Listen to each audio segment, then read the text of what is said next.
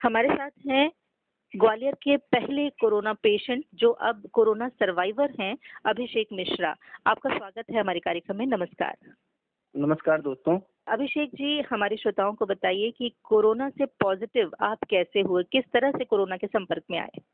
देखिए, मैं ये बताना चाहता हूँ कि बहुत हद तक हम ये नहीं कंफर्म कर सकते कि मैं कोरोना पॉजिटिव कैसे हुआ, लेकिन बहुत बड़ा कारण ये है कि मैं अपने ऑफिशियल टूर पे छतरपुर गया था और वहाँ पे एक होटल में स्टे किया था और मुझे जानकारी मिली कि वहाँ मुझसे पहले 2-3 दिन पहले कोई फॉरेनर रुका हुआ था और होटल वालों ने कोई बेडशीट चेंज नहीं करी थी, जिसकी वजह से मुझे इस बात को बल मिलता है कि मुझे कोरोना वहाँ से हुआ, क्योंकि प्रॉब्लम मेरी वहीं पे रुकने के नेक्स्ट मॉर्निंग से स्टार्ट हुई थी और इससे पहले की मेरी कोई ट्रैवल हिस्ट्री नहीं थी। अच्छी बात ये रही कि मेरे द्वारा पहले से ही जब से कोरोना फैला हुआ है, क्योंकि मैं एक मल्टीनेशनल कंपनी में काम करता हूँ और मुझे लोगों के लिए एग्जाम्पल क्रिएट करना पड़ता है कि मैं हर चीज अच्छी करूँ। तो ऑलरेडी मैं पहले से ही मास्क, सैनिटाइजर, हैंड वॉश ये सब प्रॉपर वे में मैं करता आ रहा था। तो जिसका नतीजा ये निकला कि मैं जहाँ जहाँ भी गया, जिससे भी गया, उनमें से किसी को भी कोरोना नहीं हुआ। मुझे सबसे पहले जो सिम्टम्स की बात हुई कि मेरे गले में जकड़न हुई, तो मैंने गर्म पानी तुरंत पीना चालू कर दिया। 2 दिन मुझे गले में जकड़न रही, फिर 2 दिन बाद मुझे सर दर्द स्टार्ट हो गया। सर दर्द जो है 24 घंटे बना ही रहता था, तो मुझे कभी भी सर दर्द नहीं होता था। तो मैं अचंभित हुआ कि मुझे ऐसा क्यों हो रहा है, कहीं कोरोना ने दस्तक तो नहीं दे दी। खैर, तभी मैं डॉक्टर के पास नहीं गया और फिर से पुनः 2 दिन बाद यानी कि 6वें दिन जो है मुझे सांस लेने में दिक्कत हुई। मैंने ये डिसाइड किया कि मुझे डॉक्टर के पास जाना चाहिए। फिर मैंने कोरोना हेल्पलाइन नंबर पे फोन किया, फिर वहां से पता चला कि 104 पे कॉल करना है। 104 पे कॉल करने के बाद मुझे ये पता चला कि मुझे ग्वालियर में डिस्ट्रिक्ट हॉस्पिटल मुरार सबसे पहले जाना पड़ेगा। तो मैं डिस्ट्रिक्ट हॉस्पिटल मुरार गया, वहां पे गया तो नॉर्मल फ्लू करके मुझे दवाइयां दे दी गई। फिर 3 दिन की दवाइयां दी गई, प्लस ब्लड टेस्ट लिखा गया, एक्सरे लिखा गया। उनकी रिपोर्ट अगले ही दिन आ गई और वो सारी की सारी नॉर्मल थी, जिससे ये हुआ कि मुझे कोरोना नहीं है। पुनः फिर 20 तारीख को इन दवाओं से तो मुझे कुछ आराम नहीं हुआ और जैसा कि हम आप सभी करते हैं कि वायरल इफेक्टेड व्यक्ति 3 दिन में अगर नहीं होता है तो उसको इग्नोर कर दिया जाता है कि वायरल था, ठीक हो जाएगा। तो मैं ऐसा करके 3 दिन बाद पुनः मैं अपने ऑफिस गया। वहां पर दुर्भाग्यवश मुझे फिर से ब्रीथिंग का मैसिव अटैक पड़ा और एकदम मेरी सांस रुक सी गई, मुझे बहुत तकलीफ हुई। मैंने तुरंत डॉक्टर को फोन किया जिला अस्पताल मुरार में। उन्होंने मुझे तुरंत बोला कि ये शाम का 5 बजने वाला है, आप यहाँ ना आकर के आप जो है मेडिकल कॉलेज में जाइए। मेडिकल कॉलेज में गए, वहां पर पूरी चेकिंग हुई, चेकअप हुआ। उन लोगों ने अगले दिन पुनः बुलाया कि जो है आप आइएगा और आपका चेकअप करेंगे, आइसोलेट करेंगे। फिर वहाँ जिला प्रशासन से डिस्कस करके उन लोगों ने मुझे वापस से जिला अस्पताल भेजा मेडिकल कॉलेज से और वहाँ पर मेरा 21 तारीख को जो है मेरा सैंपल हुआ। सैंपल लेने का तरीका बड़ा ही नॉर्मल होता है, अब तो और आधुनिक हो गया है। अब तो स्वैब टेस्ट में क्या होता है, एक रुई से लपटी हुई तीली आपके गले के पास में टच कराते हैं और एक नाक के अंदरूनी हिस्से में थोड़ा टच कराते हैं। जो भी लार या फिर नोजी लगती है उसमें, उसी का वो टेस्ट करते हैं। बहुत हद तक कोई क्रिटिकल केस में ब्लड सैंपल लेते हैं। तो इन चीजों का टेस्ट हुआ और मेरा बॉर्डर लाइन कोरोना पॉजिटिव निकल के आया। 24 तारीख को डिक्लेयर हुआ। तो उस दिन मेरी वाइफ भी मेरे साथ आइसोलेट थी और वो रोने लगी। तो फिर मैंने उससे बोला कि रो नहीं, कुछ भी नहीं होगा। हम अच्छे धर्म कर्म से जो है हैं, सारे साफ सफाई से हैं, सारे अच्छे काम करते हैं, कुछ नहीं होगा मुझे, तो भगवान परीक्षा ले रहे हैं। और उसके बाद जब जैसे ही 24 तारीख को ये न्यूज फ्लैश हुई तो मैं फिर से आभार व्यक्त करना चाहूंगा ग्वालियर वासियों का, जिन लोगों ने मुझे बाद में पता चला कि सब लोगों ने मेरी डीपी लगाई, मेरे लिए शुभ संदेश भेजे कि जो है मैं अच्छा हो जाऊं। काफी लोगों ने मुझे मदद भी करी इन बिटवीन, और तो सबकी जो है अच्छी भावनाओं से जो है प्रार्थनाओं से मैं जल्दी ठीक हो पाया। कम्युनिटी के लिए इसमें सबसे बड़ा रोल होता है।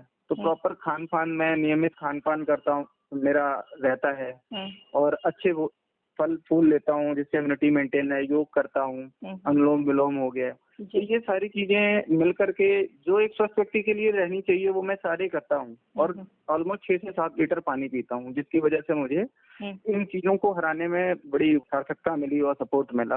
दूसरी और सबसे बड़ी बात बता दूं कि मेरा कोरोना पॉजिटिव निकला तो भी मैंने सोचा नहीं कि मुझे कोरोना हो गया। मैंने बस यही सोचा कि नॉर्मल सी बीमारी है, कुछ हद तक ठीक हो जाएगी, कोई दिक्कत नहीं, इसलिए मैं ठीक हो गया। तो दोस्तों मेरा संदेश यही है आपको कि ठीक होने के लिए आपको पॉजिटिव रहना है, अपने आप पे भरोसा रखना है, अपने रूटीन को जो है सही रखना है, एक्टिव बना के रखना है। हाँ, बात ध्यान रखने वाली जो है कि सावधानी आपको बरतनी है, क्योंकि मेरी सावधानी रखने से देखिए, जैसा कि आज आप सभी लोग जानते हैं कि ग्वालियर में मेरे से किसी को कोरोना नहीं फैला और दूसरे जिलों में भी नहीं फैला, लेकिन किसी की लापरवाही से मुझे जरूर हो गया। तो मैं इतना जरूर संदेश देना चाहूंगा कि आप सभी लोग, चाहे बच्चे हों, बूढ़े हों, जवान व्यक्ति हों, लापरवाही बिल्कुल ना करें, सावधानी बरतने में। किसी को सर्दी जुकाम होता है तो अलग कमरे में वो अपने आप को कर ले बंद, जब ठीक हो जाए तभी फैमिली के बीच में जाएं, और घबराएं बिल्कुल भी नहीं कि वो छोटी सी सर्दी खांसी जो है कोरोना हो भी सकती है और नहीं भी हो सकती है। आज बिना लक्षण के भी कोरोना के रिस्पॉन्स आ रहे हैं, लेकिन डरने वाली बात नहीं है, क्योंकि अगर इससे होने वाली मृत्यु का दर देखें तो वो 2 से 3%, 4% के ही आसपास है। खासतौर से अपने भारत में लोगों की हर्ड इम्यूनिटी है जो बहुत हद तक हेल्पफुल है। लोग जो है पकड़ में तो आ जा रहे हैं अपनी असावधानियों से, लेकिन जो है ठीक भी हो जा रहे हैं, तो घबराने की कोई जरूरत नहीं है। जिला अस्पताल से लेकर सरकार पूरे सहयोग कर रही है।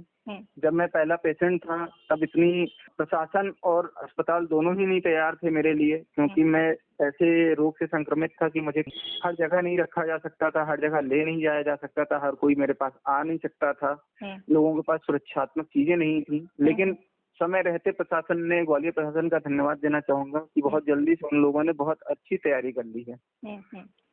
तो घबराने की कोई बात नहीं है।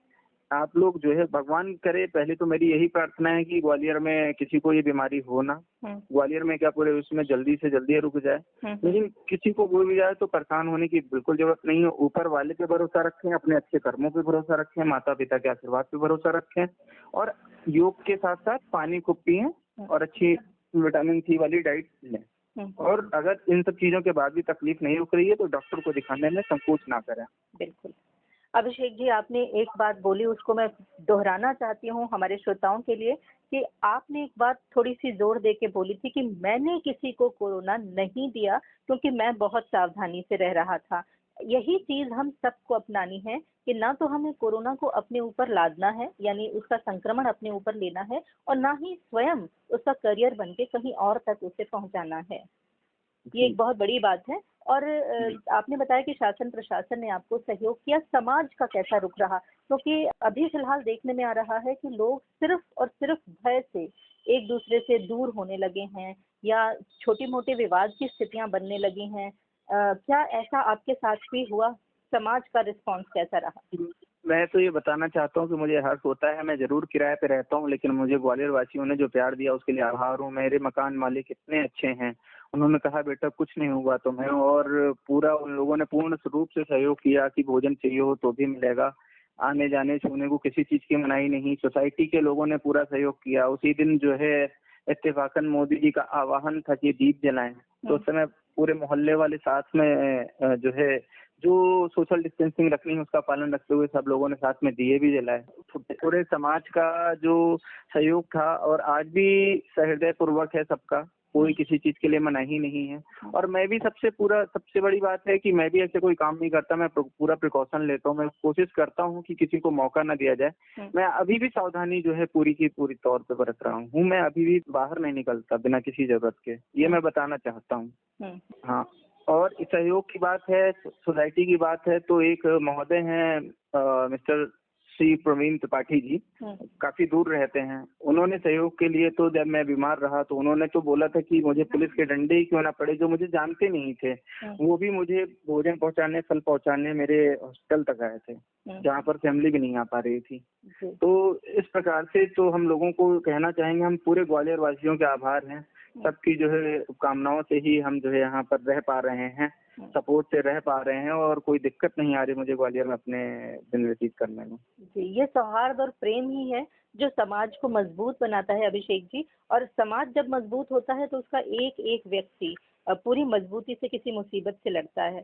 तो आप इतने मजबूत इरादों वाले हैं, और इन इरादों को समाज तक ट्रांसफर करना चाहते हैं। हम सैल्यूट करते हैं आपको और अपने श्रोताओं की तरफ से और अपने विभाग की तरफ से आपको शुभकामनाएँ हैं कि आप स्वस्थ रहें और इसी तरह लोगों को जागरूक करते रहें। बहुत-बहुत धन्यवाद आपको इतनी अच्छी जानकारी देने के लिए। नमस्कार। जी, नमस्कार।